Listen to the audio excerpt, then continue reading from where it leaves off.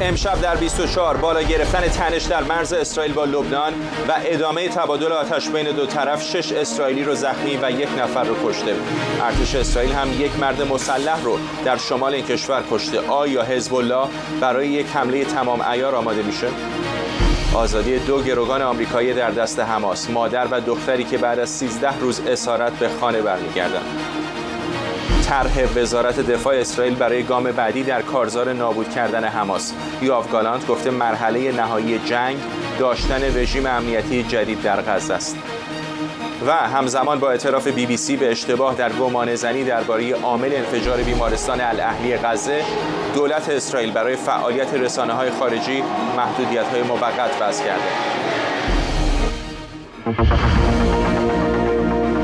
از اورشلیم این 24 است با فرداد فرهزاد.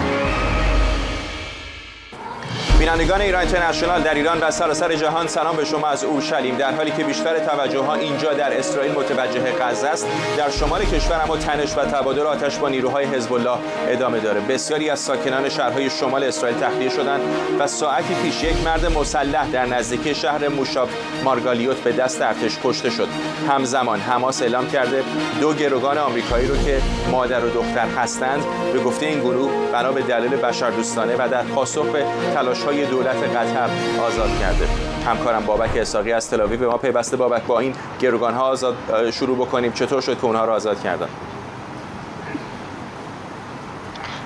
شاید 1 ساعتی پیش حماس به طور یک طرفه اعلام کرد که به خاطر میانجیگری قطر و برای اینکه نشان بده که جو بایدن اشتباه کرده در رابطه با قضاوت برای این سازمان، 2 شهروند آمریکایی را آزاد میکنه. این 2 شهروند به دست صلیب سرخ رسیدن و به نظر میاد که از راه مصر پس از اون به اسرائیل خواهند اومد. نام این 2 یهودیت و ناتالی رعنان عنوان شده. مادر 57 ساله و دختر 17 ساله اش. گفته شده که مادر به بیماری دچار هستش و یکی از دلایل آزادی اون هم به خاطر همین موضوع اعلام شده. 2 تن شهروندان آمریکایی هستند که برای دیدار مادر بزرگ به کیبوتس نخل عز اومده بودند و در اونجا به اسارت حماس رفتن.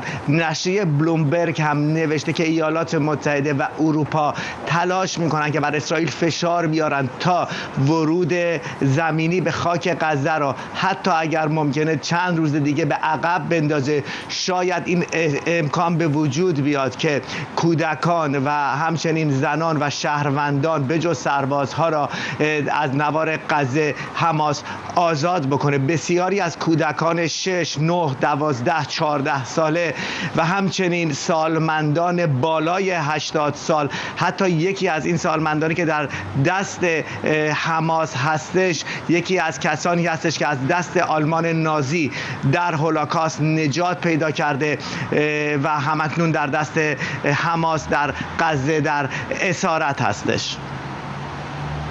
بابک، بریم به سراغ جبهه شمال. میدونم که تبادل آتش رو به افزایش بوده بین حزب الله لبنان و نیروهای اسرائیل.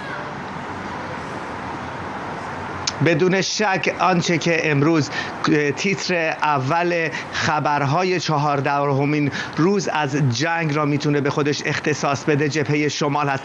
جبهه جنوب از لحاظ موشک اندازی به سوی اسرائیل خیلی ضعیفتر از روزهای دیگه بود. جنوب اسرائیل مورد حمله چند بار قرار گرفت، اما در مرکز اسرائیل صدای آژیر به صدا در نیومد و تنها 1 موشک به سوی اطراف اورشلیم امروز پرتاب شد. اما برخلاف اون در جبهه شمال حزب الله لبنان چندین بار مواضع اسرائیل را مورد حمله قرار داد. همانطوری که گفتی در موشاو مارگلیوت، یکی از آبادی‌های مرزی با لبنان هستش که چند روز پیش هم گفتم که اکثریت ساکنین اون را یهودیان ایرانی کرد تبار تشکیل میدن. در اونجا 1 نفر به دروازه این موشاو نزدیک نزدیک میشه، به سبز اون شلیک میکنه و پس از اون که یکی از اسرائیلی ها در این واقعه زخمی میشه فرار میکنه، که پس از اون ارتش اسرائیل اعلام کرد که این شخص را رهگیری کرده و اون را کشته. پس از اون هم حزب الله لبنان خبر داد که یک خودروی ارتش اسرائیل را مورد هدف موشک ضد تانک قرار داده.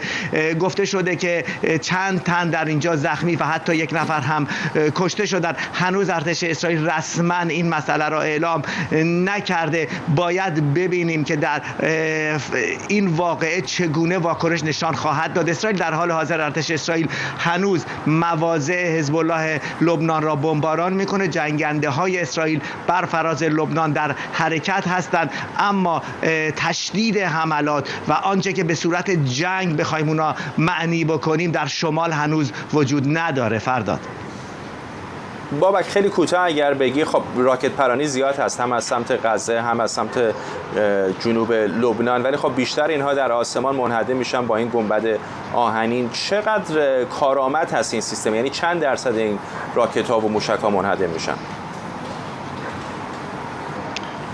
بله، پرسش خوبی هستش که بسیار این پرسش الان پرسیده میشه. خیلی سریع فهرستوار بگم که حدود 7 تا 8 هزار راکت از سوی نوار غزه و شمال اسرائیل به خاک اسرائیل پرتاب شده.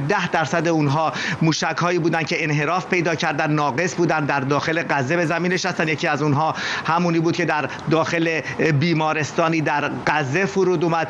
اما 85% اونها را گنبد آهنین یا سامانه هوایی فلاخن داوید در هوا رهگیری و شکار کرده. این 10% کمتر از آنچه هستش که در جنگ پیشین اتفاق افتاد.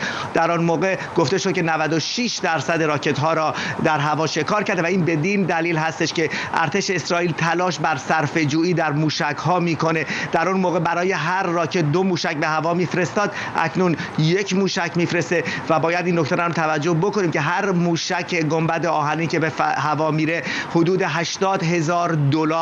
نرخ اون هستش، در حالی که یک راکت ممکنه چیزی دور و بر 30 یا 40 یا $100 قیمت اون باشه. در هر صورت اسرائیل تلاش میکنه که آرسنال موشک‌های خودش را نگاهداری بکنه و برای همین هستش که تعداد بیشتری از موشک‌ها از جنگ پیش در اسرائیل فرود اومدن. اما نباید فراموش کنیم که اسرائیل تنها کشوری هستش که 4 سیستم ضد هوایی داره: پیکان 3، پیکان، فلاخن داوید و گنبد آهنین. ممنونم از تو بابک اسحاقی، خبرنگار ما در تل‌آویو. یوآف گالانت وزیر دفاع اسرائیل در جلسه کمیته امور خارجه و دفاع این کشور گفته بعد از حذف حماس اسرائیل یک رژیم امنیتی جدید در غزه ایجاد میکنه. آقای گالانت گفته جنگ اسرائیل به 3 مرحله تقسیم میشه که مرحله اول اون به گفته وزیر دفاع اسرائیل نابود کردن حماس و زیرساخت‌های این گروه و مرحله نهایی اون داشتن رژیم امنیتی جدید در نوار غزه است. 3 مرحله در پیش داریم. ابتدا سازمان حماس را نابود می‌کنیم و زیرساخت‌های نظامی و دولتی آنها را از بین می‌بریم. این اولین کار، اما کار آسانی نخواهد بود. تلفاتی خواهد داشت و نیازمند حمایت همه در ارتش خواهد بود. مرحله بعد که زمان بیشتری می‌بره، ثبات بخشیدن به سیستم خواهد بود و در نهایت به نقطه‌ای خواهیم رسید که یک رژیم امنیتی کاملا متفاوت در اونجا برقرار باشه، به طوری که ما آزادی عمل کامل داشته باشیم و هیچ تهدیدی از داخل غزه متوجه ما نباشه. این کار 1 روز یا 1 هفته و متاسفانه حتی 1 ماه نخواهد بود. اردوان روزبه اینجا به ما پیوسته. خب الان یه تصویر نسبی آقای گالانت داره میده از این که چه چیزی تو ذهن اونها هست. بعد از 2 هفته به نظر من یکی از مهمترین کارهاییه که داره ارتش اسرائیل انجام میده، به دلیل اینکه باید این رو در نظر بگیریم اگر در یک وضعیت بلا تکلیف این قضیه همجور پیش میرفت، در عمل دنیای عرب هم حالا چه به اشکال مختلف نگران وسعت یا شیوه عملکرد اسرائیل بوده. یعنی این ترس رو داشته که خب ممکنه دست به عملی بزنه که اصلا آیندهش روشن نیست. من فکر میکنم چیزی که امروز ارتش اسرائیل داره اعلام میکنه، آقای گالانت داره میگه، چند نکته مثبت داره. نکته اولی که دقیقاً الان وضعیت معلومه که پس اسرائیل به دنبال ضمیمه کردن غزه قطعا نخواهد بود. یعنی مجموعه در واقع قومیتی در اونجا به هم نخواهد خورد. این نکته اوله به نظر من خب خیلی روشن و شفافه. و نکته دوم مسئله وجود حکومتی است که اونجا به وجود میاد تا امنیت بتونه برقرار کنه. اشاره خیلی مهمی آقای گالانت کرده در این صحبت که امروز کرده، داره میگه که ارتباط غزه با اسرائیل کاملا قطع میشه. خب ما اینو میدونیم که پیش از این با همه بحثایی که وجود داشت این بود که خیلی از آدم‌ها در غزه زندگی میکردن، محل کارشون در اسرائیل بوده، صبح میآمدن وارد اسرائیل میشدن، کار میکردن، شب برمیگشتن خونهشون، مراوداتی بوده، کمک‌های مالی برای برنامه‌های تحصیلی، برنامه‌های مثل توسعه شهری وجود داشته، همچنین برق غزه تامین شده، آب غزه تامین شده. حالا اسرائیل داره میگه آقا من این تیکه رو رها میکنم و کاری باهاش ندارم، اما اجازه فعالیت ناامن کننده هم نخواهم داد.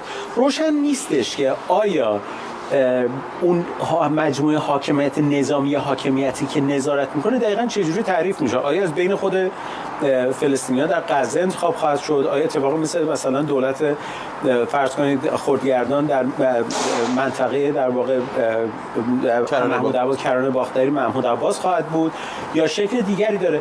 من فکر میکنم الان یه خورده زوده راجع به این صحبت کنیم، به خاطر اینکه به نظر من آنچه که امروز آقای گالان داره میگه یک تصویری شاید حدود در بهترین حالت 4 سال 5 سال یا شاید هم 6 سال، چون رسیدن به هر کدوم از این هدف‌ها به تنهایی واقعا زمان خواهد بود. ممنونم از تو اردوان روز به همکارم اینجا در اورشلیم با ما.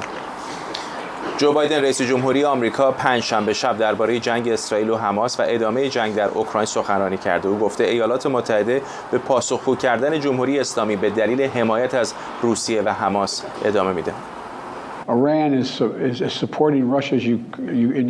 جمهوری اسلامی علاوه بر حمایت از روسیه در جنگ اوکراین، از حماس و سایر گروه‌های تروریستی در منطقه حمایت می‌کند. ایالات متحده به دلیل این حمایت‌ها به پاسخگو کردن جمهوری اسلامی ادامه خواهد داد. پوتین و حماس تهدیدهای متفاوتی را نمایندگی می‌کنند، اما آنها در یک مورد اشتراک دارند. هر دو می‌خواهند یک نظام دموکراتیک در همسایگی خود را به طور کامل نابود کنند. هدف حماس نابودی کشور اسرائیل و کشتار یهودیان است. حماس نماینده مردم فلسطین نیست و از غیر نظامیان فلسطینی به عنوان سپر انسانی استفاده می‌کند و به همین دلیل مردم فلسطین الان دارن رنج میبرند.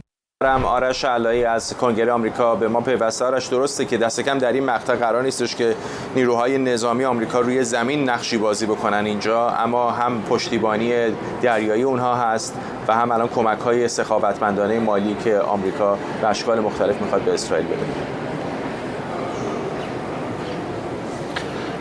به هر جهت تا وقتی که اینجا کنگره آمریکا نتواند رئیس انتخاب بکند فعلا محدود خواهد ماند این کمک‌ها به همون چیزی که هست. اگر قرار است هم اضافه بشود تا بودجه جدیدی وجود نداشته باشد برای اینکه بخواهند به ارتش آمریکا به نیروی دریایی آمریکا بدهند، این پروژه بسیار گران است. فرستادن یک ناو هواپیمابر از این سر دنیا با آن سر دنیا پروژه گرانی است و خیلی از نمایندگان در اینجا در کنگره آمریکا هنوز مردد و دو به شک هستند که چه کار می‌خواهد و استراتژی کاخ سفید چیست در مورد حمایت از اسرائیل، تا چه حد می‌خواهد پیش برود، آیا وارد جنگ می‌خواهد بشود یا نشود. من به گمان زنی رو نمیارم. در نهایت چیزی که اتفاق افتاد بخش‌هایی از صحبت‌های سخنرانی آقای بایدن دیشب به وقت محلی رو شنیدید. آقای بایدن در طول این سخنرانی بارها انتقاد کرد از جمهوری اسلامی و اون رو عامل تمام این جنگ ها، خون جنگ در اوکراین، جنگ در حماس رو آقای بایدن گفت هر دوتاش رو جمهوری اسلامی داره به کشورهایی که بر علیه این دو دموکراسی وارد جنگ شدن حمایت میکنه، کمک مالی میدهد. و اینجا هم در کنگره آمریکا مدت هاست که از دولت بایدن میخواهند که چشش رو به این واقعیت باز کند. خیلی ها اینجا در کنگره آمریکا اشاره میکنند به مذاکرات غیر مستقیم هسته‌ای بین جمهوری اسلامی و آمریکا یا مذاکرات در مورد تبادل زندانیان و اشاره میکنن احتمالاً همون موقعی که جمهوری اسلامی در حال مذاکره با دولت بایدن بوده است بر سر این مسائل، در همون زمان هم داشته به حماس کمک می‌کرده است که برای این حمله آماده بشود. این یعنی خنجر زدن از پشت به دولت بایدن و خیلی صورت خوشی هم ندارد برای آقای جو بایدن. در طول 24 ساعت گذشته ما دیدیم دو لایحه، یکی در سنا، یکی در مجلس نمایندگان به راه افتاده است. حداقل در سنا خانم جونی ارنست نماینده جمهوری‌خواه عضو ارشد کمیته مرکزی جمهوری‌خواهان خودشون قبلا در ارتش آمریکا خدمت کردند، به مدت 20 سال در بخش لوجستیک بارها در عراق بودند. بسیار خوب خانم سناتور جونینز با خطرهای جمهوری اسلامی آشناست. لایحه‌ای رو معرفی کرده است که دولت بایدن رو بهش 150 میلیون دلار کمک خواهد کرد به یکی از بخش‌های وزارت خزانه‌داری آمریکا، برای اینکه با این 150 میلیون دلار به سرعت بروند سراغ نفتکش‌های جمهوری اسلامی، بروند سراغ نفتکش‌های اون در واقع ناوگانی که بهش میگن ناوگان اشباح و نفت جمهوری اسلامی رو هدف قرار بدهند مستقیما. این بیشتر از حرف هست، این بیشتر از قطعنامه هست. این یک لایحه بودجه است که 150 میلیون دلار مستقیم میدهد به بخش‌های از وزارت خزانه‌داری که قابلیت اجرای قانون دارند و اگر این فشار رو جمهوری خواهان ادامه بدهند با همین فرمان، دولت بایدن به زودی بخش‌های بزرگی از اون چیزی که بوروکراسی اداری بوده است، دولت بایدن ادعا می‌کرده است این بوروکراسی اداری است که جلوی دست و پای اونها رو می‌بندد، جلوی اونها رو می‌گیرد که بخواهند بروند دنبال نفت جمهوری اسلامی. اون برداشته می‌شود. با این لایحه خانم جونینز بودجه اضافی هم بهشون میدهند برای اینکه بخواهند بروند سراغ نفت جمهوری اسلامی در آب‌های بین‌المللی. این یکیست. دومی در مجلس نمایندگان آمریکا همونجوری که گفتم یک لایحه‌ای رو آقای دریل آیسا نماینده جمهوری‌خواه از ایالت نیویورک فعلا مطرح کرده است. میدونیم مجلس رئیس ندارد، لایحه‌ای هم اونجا مطرح نخواهد شد تا رئیس داشته باشد. اما آقای دریل آیسا هم بودجه دیگری رو دارد مطرح می‌کند، حدوداً 350 میلیون دلار برای رفتن سراغ نفت جمهوری اسلامی در جاهای مختلف دنیا، برای اینکه نفت جمهوری اسلامی رو فروشش رو به چین حداقل قطع کنن یا به شرکت‌های چینی فشار بیاورن. بودجه ای رو کنار خواهند گذاشت برای اینکه افرادی که نفت ایران رو می‌خرند، افرادی که این نفت رو جابجا می‌کنند، انتقال می‌دهند، تانکرها رو تانکر به تانکر نفت رو انتقال میدن، تمام اینها رو بتونن پیدا بکنن و بیارن حالا یا در لیست تحریم‌ها یا دستگیرشون بکنن یا تانکرهاشون رو توقیف بکنن. همونجور که دیدیم در مورد سوئز راجان اتفاق افتاد. تا وقتی که دولت بایدن فعلا با همین سیاست ادامه میدهد، سیاستی بوده است که تا حالا به جمهوری اسلامی اجازه داده است نفت بفروشد. نزدیک 3 میلیون بشکه میگویند جمهوری اسلامی تولید دارد، 1.5 میلیون تا 2 میلیون بشکه‌اش رو احتمالاً دارد الان میفروشد و این دو لایحه کاملا میتونه بازی رو عوض کنه و تحریم ها رو برگردونه احتمالاً به همون وضعیتی که در زمان دولت ترامپ بود. ممنونم از تو. آرش علایی، خبرنگار ما در کنگره آمریکا. راکت پرانی های حماس و حملات موشکی ارتش اسرائیل همچنان ادامه داره. فلسطینیان امیدوارن هر چه زودتر گذرگاه رفح در مرز بین نوار غزه و مصر باز بشه و کمک‌های بشردوستانه به دستشون برسه. گزارشو ببینیم از طناز خامه.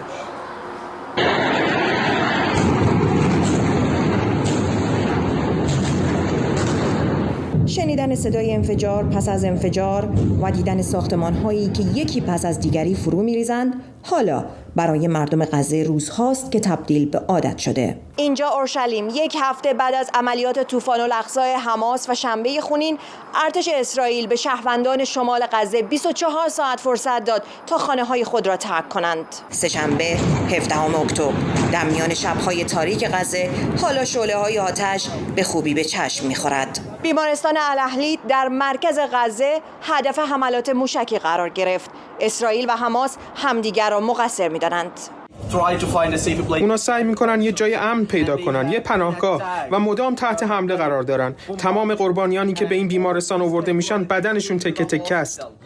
صدها نفر آخرین لحظات زندگی خود را اینجا سپری کردند. اینا زنان و کودکانی هستند که شمال غزه را ترک کردند، به مناطق مرکزی و جنوبی اومدن در پناهگاه در بیمارستان تا شاید جانشون در امان باشه. این بچه‌ها کسانی هستند که در حیاط بیمارستان الاهلی چند ساعت قبل داشتن بازی می‌کردند. آن طرف مرز و در اسرائیل حالا روزها از شنبه خونین گذشته. من در کیبوتز بری هستم. منطقه‌ای که در جنوب اسرائیل، یکی از شهرک‌های اسرائیلی نشین که در حال حاضر توجه جامعه جهانی رو به خودش جلب کرده. روز شنبه خونین صدها نفر اینجا کشته، زخمی و یا مورد آزار و اذیت قرار گرفتن و تعدادی هنوز از وضعیتشون خبری در دست نیست. ارتش اسرائیل تجهیزات استفاده شده حماس را این روزها به نمایش گذاشته. اینها فقط 20% از هزاران راکت، خمپاره و نارنجک‌های دستسازی است که اعضای حماس با خود آوردند. صورت این جنگ هر روز زشت‌تر می‌شود. یک سو در غزه بیش از 3500 نفر کشته که عمدتاً زنان و کودکانند. ده‌ها هزار زخمی در بیمارستان‌هایی که دیگر امنیتشان تضمین نیست و بدون امکانات و تجهیزات ماندند و هزاران نفر زیر آوار. حمله به بیمارستان شوک‌آوره، باور نکردنیه. بیمارستان پر از جنازه و زخمی شد، تکه‌های بدن همه جا، مردم جیغ می‌زدن و گریه می‌کردن.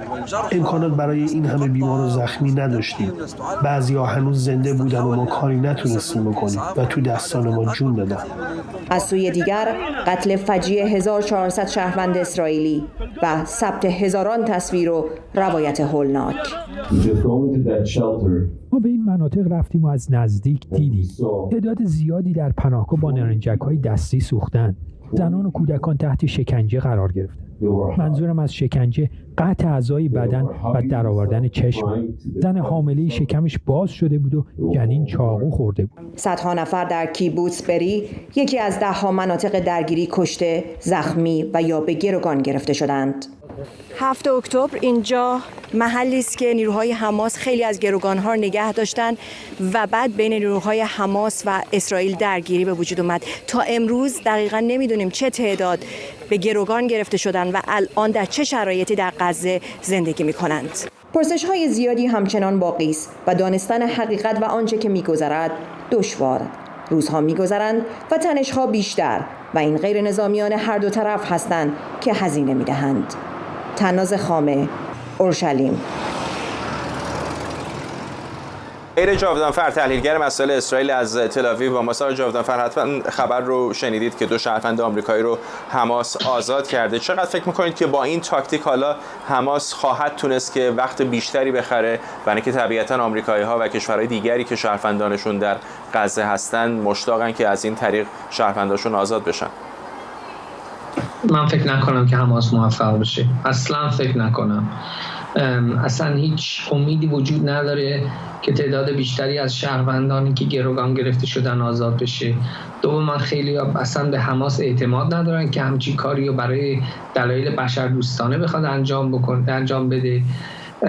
تا اونجایی که الان ما میبینیم حماس الان بر اساس گزارش‌هایی که در اخبار اسرائیل ما میشنویم، خبرنگارهای عربی زبانی ما داریم که با ساکنان غزه در تماس هستن و بر اساس اون چیزهایی که اونا شنیدن این هستش که معمولاً در جنگ‌های بین اسرائیل و حماس در زمان بمباران غزه نیروهای حماس هنوز در خیابون‌ها بودن، به مردم کمک می‌کردن، سعی می‌کردن که به نیازهاشون برسن و میشد نیروهای حماس رو در زمان بمباران اسرائیل دید.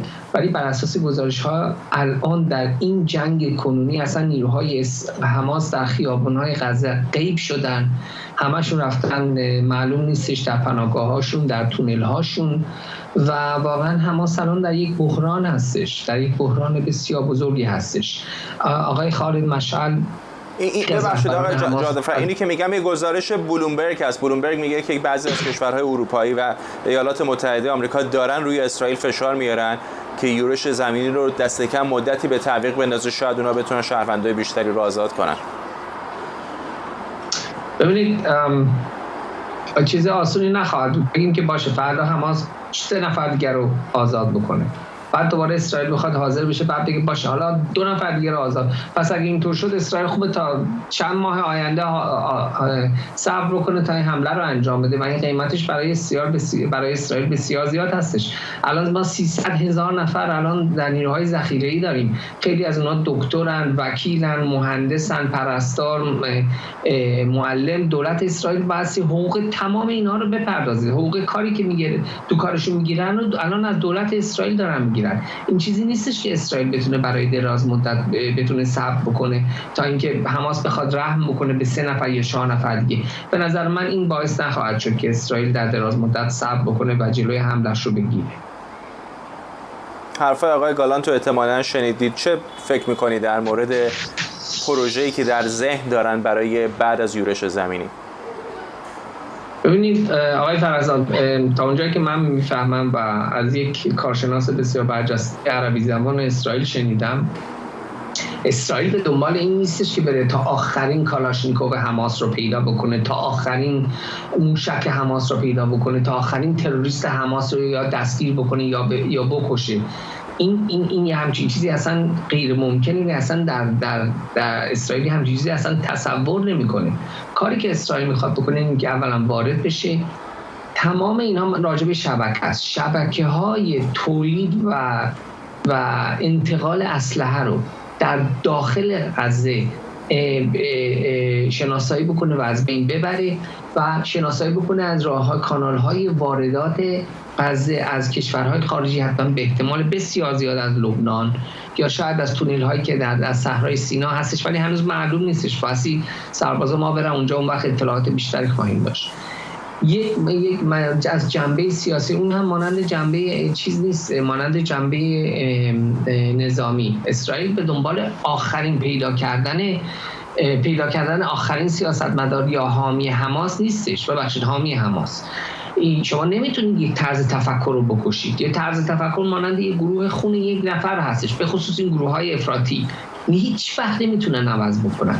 ولی کاری که اسرائیل میتونه بکنه این هستش که تمام کسانی که مسئول این کشتار در اسرائیل بودن را یا پیدا بکنه یا بکشه و شناسایی بکنه چه کسانی دیگری در غزه هستن که میتونن جای اونها رو بگیرن و دوباره به اسرائیل حمله بکنن، که اونها رو هم دستگیر بکنن یا بکشنشون. و در نهایت اسرائیل قرار هستش که در غزه زیاد نمونه. و ببینید بعضی الان آقای فرزاد بعضی میگن که اسرائیل غزه تبدیل خواهد شد مثل عراق برای آمریکا. این درست نیستش. زمانی که آمریکا عراق رو اشغال کرد، مرز عراق با ایران باز بود، مرز عراق با سوریه باز بود. تروریست ها، مواد منفجره، پول، غذا، همه اینا وارد میشه. ولی وقتی اسرائیل وارد غزه بشه، هیچ کشوری غزه با کشور دیگری هم مرز نیستش که بتونه از اونجا مهمات و تروریست وارد بکنه. پس برای اسرائیل آسان‌تر خواهد بود همچین کاری، و البته طول خواهد کشید، ولی اسرائیل مصمم هستش که دیگه غزه به پادگانی نباشه برای تهدید کردن و کشتار شهروندان اسرائیل، و این احتمالش وجود داره که اسرائیل بتونه این کارو بکنه. ممنونم از شما. مهیر جاودانفر، تحلیلگر مسائل اسرائیل از تل‌آویو. دبیر کل سازمان ملل متحد وارد شمال شبه جزیره سینا در مصر در نزدیکی گذرگاه مرزی رفح با نوار غزه شده. هدف از این سفر نظارت بر ارسال کمک‌های بشردوستانه از مصر به غزه اعلام شده. غیر ممکنه که اینجا باشید و قلبتون نشکنه. ما شاهد دوگانگی هستیم. پشت این دیوارها ما 2 میلیون نفر داریم که در رنج و مشقت هستن. نه آب دارن، نه غذا، نه دارو و نه سوخت. زیر آتش هستن و برای زنده موندن به هر چیزی نیاز دارن. ما در حال حاضر فعالانه با همه طرف‌ها در تماس هستیم. ما در تعامل فعال با مصر، اسرائیل و آمریکا به منظور اطمینان از بهتر شدن شرایطیم. ما این محدودیت‌ها رو برمی‌داریم تا در اسرع وقت این کامیون‌ها به جایی که نیازه برسن. این تلاش‌ها باید پایدار باشه. ما به دنبال یک کاروان نیستیم. ما به دنبال کاروان‌هایی از کامیون‌ها هستیم که اجازه داشته باشن هر روز به غزه برن. من خواستار یک آتشبس انسانی به عنوان پیش شرط تحویل کمک‌های بشردوستانه شدم. ما نمی‌خوایم مردم غزه رو 2 بار مجازات کنیم. اول به خاطر جنگ و دوم به خاطر کمبود کمک‌های بشردوستانه. وزیر خارجه آلمان برای دومین بار در یک هفته گذشته به عنوان بخشی از دیپلماسی بحران در خاورمیانه به اسرائیل سفر کرده. آنالا بربوک پیش از سفر به تل‌آویو به اردن رفته بود. خانم بربوک بعد از دیدار با مقامات اسرائیلی برای شرکت در نشستی برای صلح به قاهره میره.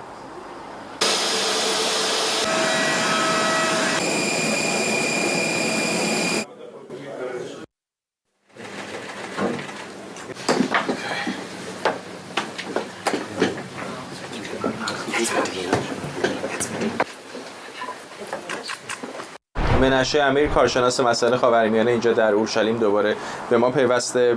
بریم سر حرفای آقای گالانت و تصوری که در مورد آینده غزه داره. چقدر به نظرتون دستیافتنیه؟ ببینید الان ما در وضعیتی قرار داریم که حتی حمله آغاز نشده و دو مسئله مطرح هست. یکی اینکه این نبرد و حضور اسرائیل در غزه چقدر طول خواهد کشید. دوم، آینده غزه چه خواهد شد. اسرائیل گفته هدف نهایی ما برانداختن حماس از قدرت حکومتی و قدرت نظامی هست. یک خلایی ایجاد میشه که این خلا رو چگونه میشه پر کرد. در اسرائیل دو مکتب، دو جناح هست. یکی میگوید که از همکنون ما باید برنامه ریزی بکنیم که در اونجا میخوایم چی کار بکنیم و جناح دیگر میگوید که نه، الان هیچ چیز مشخص نیست، باید ما ببینیم بر حسب امکانات و وضعی که پیش میاد، میزان موفقیت اسرائیل و غیره، اون موقع یک راه حلی رو پیدا کنیم.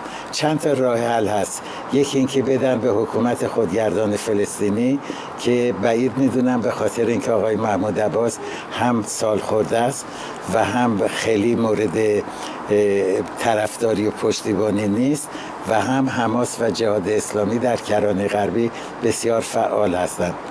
امکان دیگر این است که اسرائیل یک نفری رو یا نفراتی رو در داخل غزه پیدا بکنه. اونم خیلی مشکلی، به خاطر اینکه اولا چطوری میشه اعتماد کرد و ثانیاً اگر کسی از جانب اسرائیل از داخل غزه بیاید و بگوید که من حاضرم رهبری و مدیریت رو به دست بگیرم، ممکنه مورد تنفر و بی‌اعتمادی مردم قرار بگیره.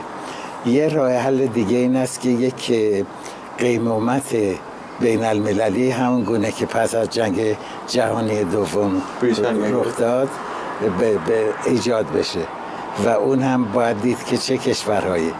یه راه حل دیگه هست. عربستان سعودی اعلام کرده، در عمل نشون داده که دوست فلسطینی هاست ولی از ترور فلسطینی دوری میکنه و اون رو مکروه میدونه. با اسرائیل در حال نزدیک شدن به روند صلح هست.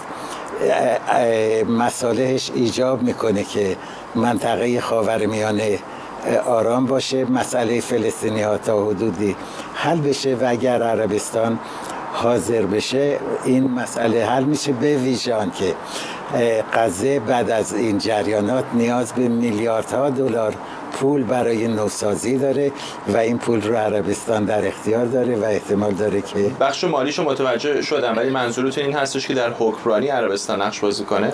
اصلا مدیریت منطقه رو بدن به دست عربستان که کم کم جناح‌های میانه رو و بی‌طرف و شاید طرفدار اسرائیل رو در غزه تقویت بکنید. دردسر بزرگی واقعا. فکر کنم ریاض میره سراغش. اینا همش آنچه که گفتم همش مثل خیال و هذیانه، ولی این راه حل‌هایی است که بررسی میکنن. مسئله دیگر این است که اسرائیل چقدر بمونه اونجا. ما صحبت از مرکز و شمال غزه میکنیم. اسرائیل باید جنوب رو هم بگیره. یک مسیری هست که بهش در گذشته میگفتن مسیر فیلادلفیا، یعنی سربازان اسرائیلی در خط مرزی غزه با مصر حضور داشتن که کنترل بکنن که اسلحه‌ای وارد غزه نشه. حالا به فرض که اسرائیل محاصره کامل بکنه از غزه، از شبه جزیره سینا به غزه، دوباره تونل ها هست. چطوری اسرائیل میتونه اینها رو کنترل بکنه؟ مسئله بسیار بسیار بحرانجه. بذارین یه مدتی بگذره تا بتونیم جواب پیدا کنیم. ممنونم از شما منشه امیر، کارشناس مسائل خاورمیانه اینجا در اورشلیم. بیننده پوشش ویژه برنامه 24 هستید در تلویزیون ایران اینترنشنال از جنگ اسرائیل و حماس.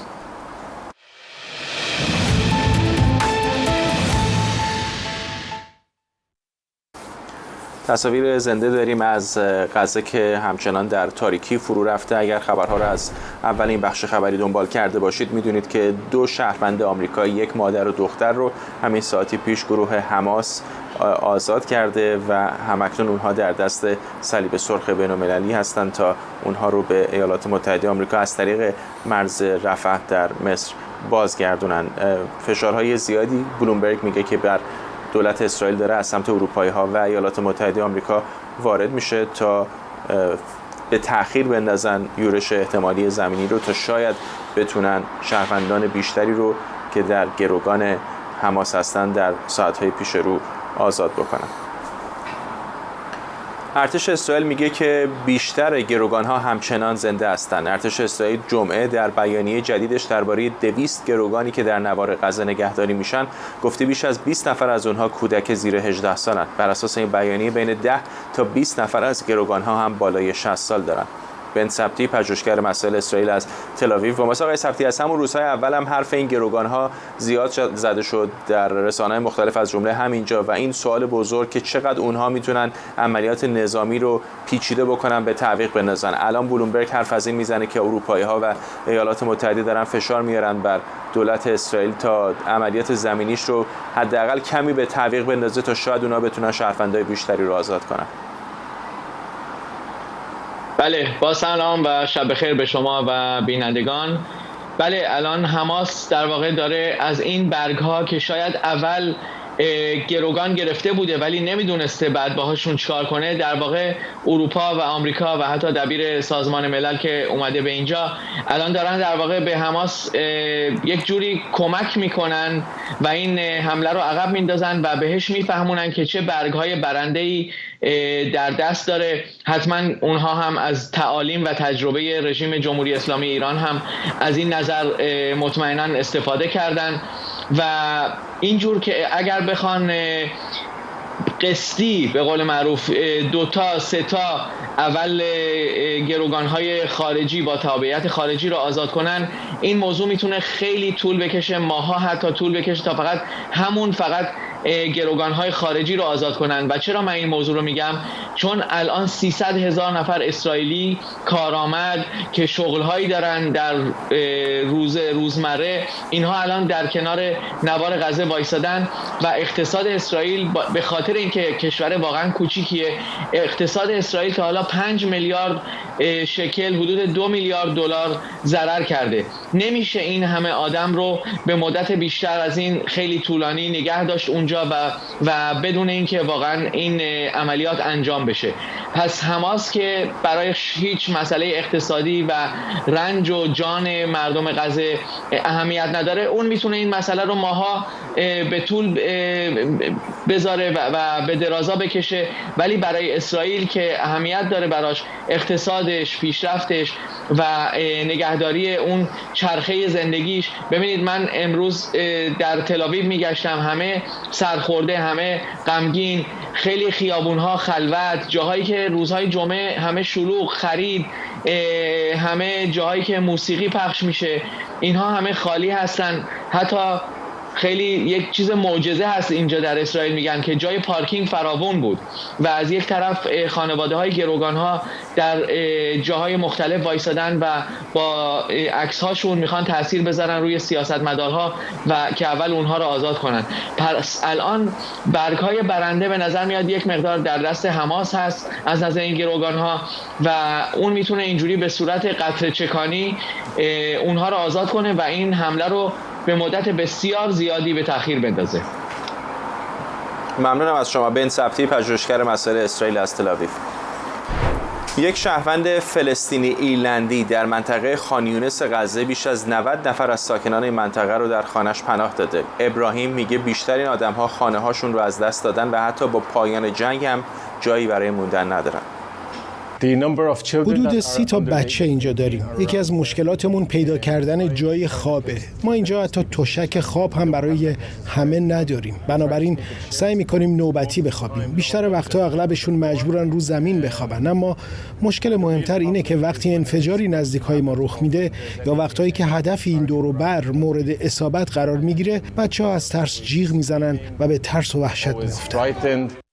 رها بحرینی، حقوقدان و پژوهشگر عفو بین‌الملل در امور ایران از لندن با ماست. خانم بحرینی، بر کسی پوشیده نیست که چه وضعیت فاجعه باری الان در غزه متوجه ساکنان این باریکه هست. بسیار از غیر نظامیان هم در این حملات اسرائیل طبیعتاً کشته میشن. توجیهی که اسرائیل داره این هستش که یک، این حماس هستش که عملاً باعث کشتن اونها میشه، با سپر انسانی قرار دادن شهروندان غزه، و دو، اینکه اسرائیل میگه که هر موقع که حمله‌ای انجام میدن به ساکنان منطقه پیش از حمله هشدار میدن و اونها رو مطلع میکنن. چقدر از منظر حقوق بین الملل، از نظر حقوق بشری به نظرتون موجه هست چنین توضیحاتی؟ با سلام به شما و همه بینندگان عزیز. سازمان عفو بین الملل همچنان در حال انجام تحقیقات مفصله برای اینکه مشخص بکنه که همه طرفین درگیری مرتکب چه موارد نقض قوانین بین المللی میشن. در بیانیه تحقیقی مفصلی که امروز سازمان عفو بین الملل منتشر کرده، ما مفصلا اشاره کردیم به شواهد قوی که نشون میده مقامات اسرائیلی مرتکب جنایات جنگی در جریان حملات بیوقفه‌شون به ساکنان غزه شدن. این طبیعی نیست که در ظرف 10 روز این چنین جمعیت عظیمی کشته بشن. بالای 3500 نفر تا الان کشته شدن، از جمله بیش از 1500 کودک. حجم فاجعه بسیار زیاده. ما در گزارش امروز فقط تعدادی از این حملات صورت گرفته از سوی نیروهای اسرائیلی رو مورد بررسی قرار دادیم. تحقیق ما نشون میده که برخلاف اون چیزی که شما گفتین، اتفاقا نیروهای اسرائیلی در بسیاری مواقع اصول مرتبط با منازعات نظامی طبق قوانین بین المللی رو رعایت نکردن. طبق اصول بین المللی نیروهای درگیر موظف هستند که همیشه بین اهداف نظامی و اهداف غیر نظامی و شهروندان غیر نظامی تفکیک قائل بشن. در برخی از این حملات به نظر میرسه که هیچ گونه احترامی به این اصول صورت نگرفته و مشخصاً اهداف غیر نظامی مورد هدف قرار گرفتن. حملاتی که با جزئیات در گزارش عفو بین الملل اومده و در اونها بین 10 تا 20 اعضای یک خانواده ظرف چند دقیقه از پدر بزرگ گرفته تا کودک 2 ساله جونشون رو از دست دادن. در بعضی موارد که در این تحقیق به اون اشاره شده، مثلا حمله به یک بازار بسیار شلوغ در جبلیه، پناهگاه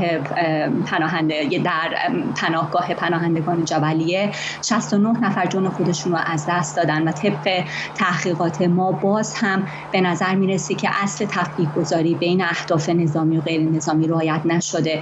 مقامات اسرائیلی باید میدونستن که این جمعیت بسیار در این بازار هست و بدون هیچ گونه انجام اقدامات محافظتی این محل رو مورد بمباران قرار دادن. ادعای اونها اینه که یک مسجد رو در نزدیکی بازار که اعضای حماس در اون بودن مورد حمله قرار دادن، ولی حتی اگر که یک هدف نظامی مشروع هم داشتن، طبق قوانین بین المللی وقتی که یک جمعیت بسیار عظیم غیر نظامی در یک منطقه بسیار متراکم در اون نزدیکی هست، چنین حمله مصداق در واقع نوع حمله برخلاف اصل تفکیک گذاریه و وقتی چنین حملاتی منتهی به مجروح شدن یا کشته شدن میشه، جنایت جنگی محسوب میشه.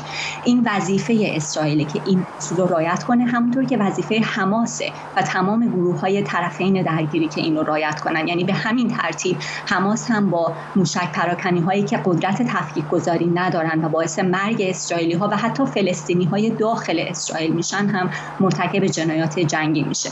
در مورد موضوع اخطار که بهش اشاره کردیم، تحقیقاتمون نشون میده که در بسیاری مواقع نیروهای اسرائیلی اصلا اخطار ندادن. در بعضی مواقع اخطار رو به شکل غیر مناسب دادن. یعنی مثلا به یک نفر اعلام کردن که بره به تمام یک کوچه یا تمام یک محله یا یک ساختمان 8 طبقه اطلاع بده، که مصداق کاملا عدم اخطار دادن به شکل درسته.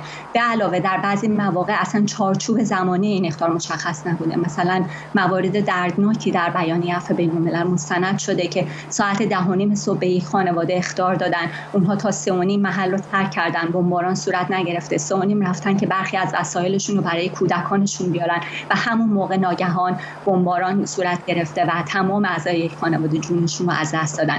اون چه که این بمباران ها صورت گرفته و شواهد موجود نشون میده که اسرائیل یک بار دیگه مرتکب جنایات جنگی شده و این اولین بار هم نیست. ما سابقه طولانی از مستندات رو داریم که هر بار اسرائیل برخلاف قوانین بین المللی و بدون ضرورت‌های نظامی خانه‌های فلسطینیان رو ویران کرده. و به یاد هم میاریم که فلسطینیان، مردم غزه، غیر نظامیان به هیچ عنوان نباید متحمل رنجی بشن و عذابی به اونها داده بشه برای اعمال حماس. اونها نباید با حماس یکی در نظر گرفته بشن و در رابطه با اعمال حماس که هیچ کنترلی روش ندارن و هیچ اختیاری در اون ندارن نباید مورد مجازات جمعی قرار بگیرن که جنایت جنگی.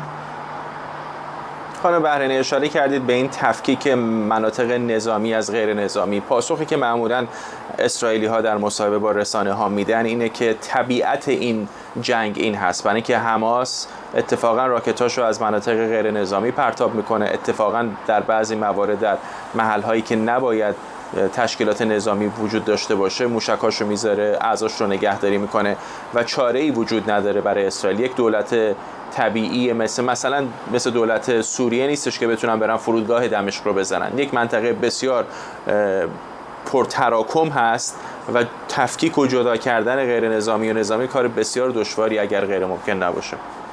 از نظر حقوقی این ادعا قابل پذیرش نیست. یعنی تک تک این حملات باید مورد بررسی قرار بگیره. روزی که پرونده اسرائیل در دیوان کیفری بین‌المللی به همراه پرونده حماس و گروه‌های مسلح فلسطینی مورد بررسی قرار بگیره، این نوع تبلیغات رسانه‌ای مورد پذیرش قضات و وکلا نخواهد بود.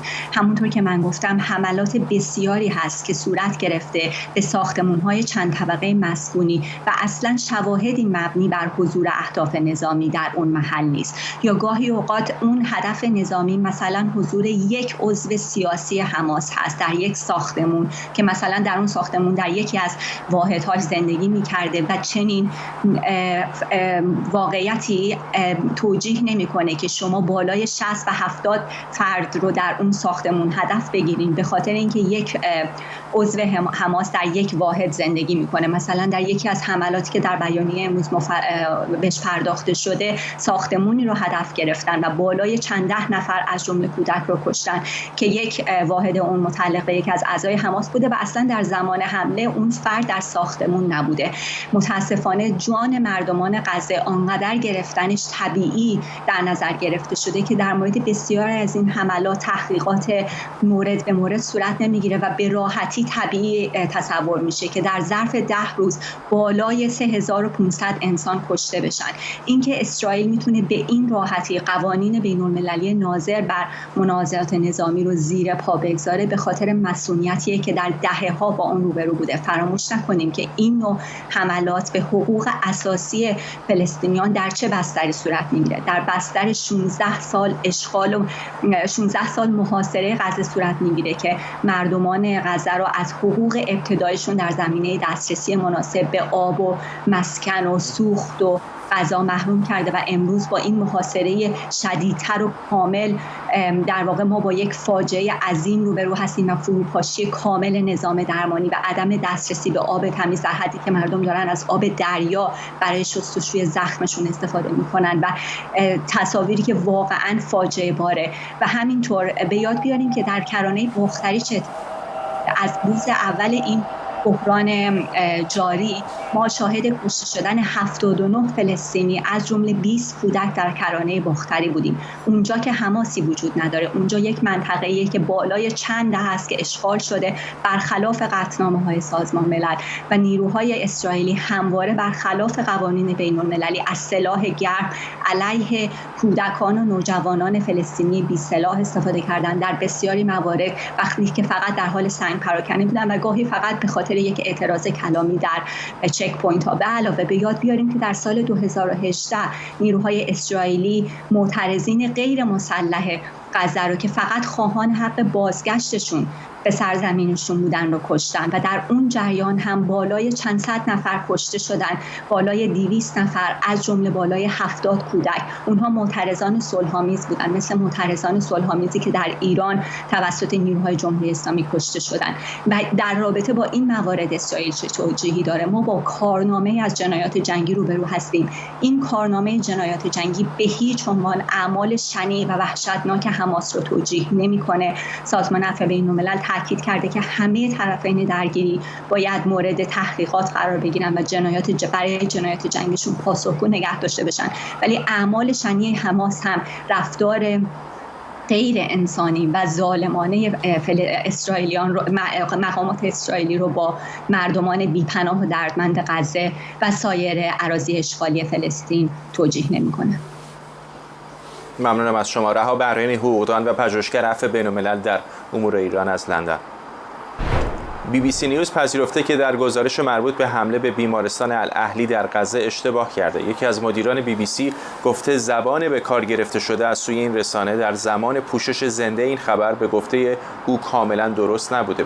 بعد از حمله به این بیمارستان خبرنگار BBC در گزارشی زنده گفته بود او هیچ احتمال دیگری غیر از این که انفجار بیمارستان در نتیجه حمله اسرائیل رخ داده نمیده. همزمان تایمز اسرائیل میگه دولت این کشور مقرراتی تازه برای اعمال محدودیت‌های بیشتر بر فعالیت رسانه‌های خارجی وضع کرده. این مقررات به دولت اجازه میده که در شرایط اضطراری مثل جنگ به طور موقت شبکه‌های خبری خارجی رو به دلیل احتمال آسیب رسوندن به امنیت ملی ببنده.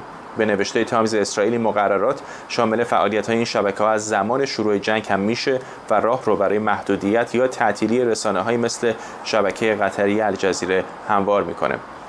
بهروز تورانی، روزنامه‌نگار و نویسنده در حوزه رسانه از ردینگ با ما. آقای تورانی، به نظر میاد اصلا تمام تلاش دولت بیشتر متوجه همین الجزیره بوده. فکر میکنم که حق داشتن که در مورد فعالیت شبکه الجزیره در اسرائیل نظر بدن. من همین امروز بعد از ظهر برنامه نیوزاورشون رو گوش کردم و دقیقاً همون استدلالی که در اسرائیل از طرف دولت مطرح شده دیده میشد. دقیقاً دیده میشد که نوع فعالیت خبرنگارشون که از داخل اسرائیل مشغول خبررسانی بود همون اشکالی رو داشت که دولت بهش اشاره کرده بود. ببینید، یک جانبه گرایی در واقع آفت رسانه است و متاسفانه در الجزیره در این روزها این یک جانبه گرایی به شدت دیده میشه و صرفاً یک طرف استدلال یک طرف از این درگیری رو به طور پیوسته 24 ساعته. آقای تورانی، رسانه‌های اینطوری خیلی هستن. در خود ایالات متحده هم شما میدونید مثلا MSNBC در سمت چپ هست، فاکس نیوز و نیوز مکس در سمت راست هستن، ولی این دلیل نمیشه که دولت بیاد مداخله بکنه و بگه چه بیانی درست است و چه بیانی نادرست. فکر میکنم که دولت اسرائیل فقط درباره فعالیت از نوع خبررسانی اونطوری که ما درباره زبانش در برابر دقت خبر و اینها نبود.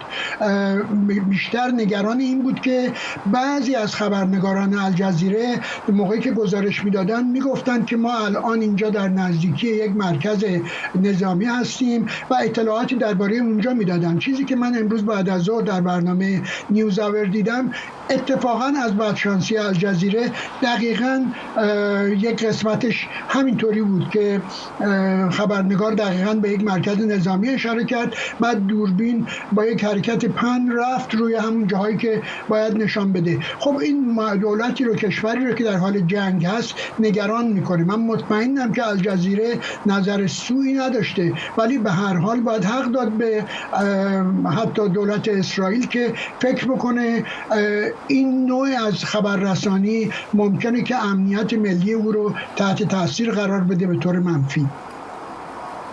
آقای تورانی، حالا از انصاف نگذریم، از اسرائیل انتقادات زیادی میشه و ما هم خودمون الان داریم در موردش صحبت میکنیم برای محدودیتایی که میذاره، ولی در مقایسه با کشورهای دیگر منطقه واقعا میزان آزادی بیان و آزادی رسانه‌ها اینجا قابل مقایسه نیست. یعنی همین برعکسش رو تصور بکنید که یک خبرنگار اسرائیلی بخواد در دوحه قطر مثلا در مورد وضعیت حکومت اونجا صحبت کنه.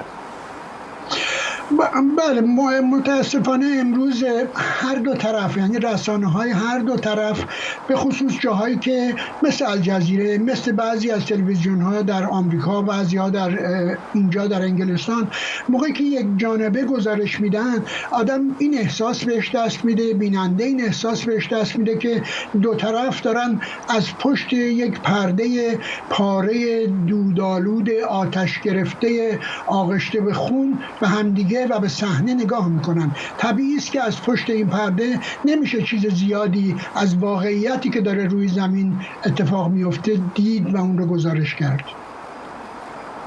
ممنونم از شما. بهروز تورانی، روزنامه‌نگار و نویسنده در حوزه رسانه از ردینگ بریتانیا با ما. تصاویر زنده داریم دوباره از غزه. اجازه بدید دوباره یادآوری بکنم که در همین ساعت‌های گذشته 2 شهروند آمریکایی، یک مادر و یک دختر توسط نیروهای حماس بعد از نزدیک به 13 روز از گروگان گیری آزاد شدند و الان ظاهراً به یک منطقه نظامی در مرکز اسرائیل دارن منتقل میشن تا از اونجا به ایالات متحده آمریکا برده بشن. گزارش‌های وجود داره، از جمله شبکه بلومبرگ میگه که دولت‌های ایالات متحده آمریکا و دولت‌های اروپایی دارن به ارتش اسرائیل فشار میارن، به دولت اسرائیل فشار میارن تا عملیات زمینیش رو دست کم برای مدتی به تعویق بندازه تا شاید این فرصت به وجود بیاد که شهروندان به خصوص غیر نظامی دو تابعیتی دیگری که همکنون در دست حماس در باریکه غزه گروگان هستن بتونن آزاد بشن و به خانواده هاشون برگردن. در شمال اسرائیل هم همونطور که میدونید نبردها همچنان بین ارتش این کشور و حزب الله در جریان هست. تعدادی کشته و زخمی امروز داشته این درگیری ها و همچنان هم راکت پرانی ها از غزه ادامه داره. بیننده پوشش ویژه برنامه 24 هستید از اورشلیم اینجا در اسرائیل. برنامه های ما در ساعت ها و روزهای پیش رو هم ادامه داره. فعلا برنامه رو همینجا با همین تصاویر زنده از غزه به پایان میبریم، اما تا چند دقیقه دیگه دوباره برمیگردیم.